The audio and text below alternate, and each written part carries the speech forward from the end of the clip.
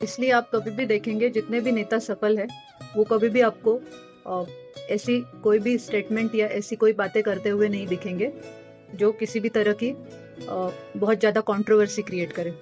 वो कहीं ना कहीं हिडन तरीके से अपने एजेंडे चलाते रहते हैं और उसमें उनको सफलता मिलती है और उनका कोई दुश्मन भी नहीं होता है।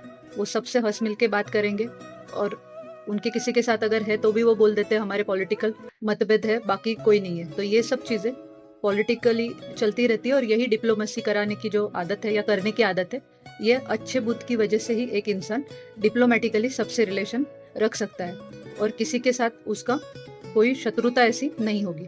दूसरी चीज़ ये है कि आजकल जो है क्राउड जुटाने के लिए लोग, या पहले से भी ये चीज़ें होती आ रही है कि अलग अलग स्कीम्स चलाते हैं या अलग अलग चीज़ें होती रहती है। किसी टाइप की एडवर्टाइजिंग या किसी टाइप की कोई चीज़ें बांटना, पैसा बांटना, ये सब चीज़ें होती रहती है। लेकिन इसके अलावा ये जो चीज़ें हैं ये भी कभी कभी अगर इन लोगों को सूट नहीं करती है तो इनको भी ये चीज़ें तकलीफ देती है या फिर इन चीज़ों से इन्हें भी कोई फ़ायदा होता नहीं है। इनका भी इन सब चीज़ों में पैसा बर्बाद होता है या फिर टाइम वेस्ट हो जाता है। सब करने के बाद भी कोई पर्टिकुलर पार्टी जो है या नेता जो है वो हार जाता है।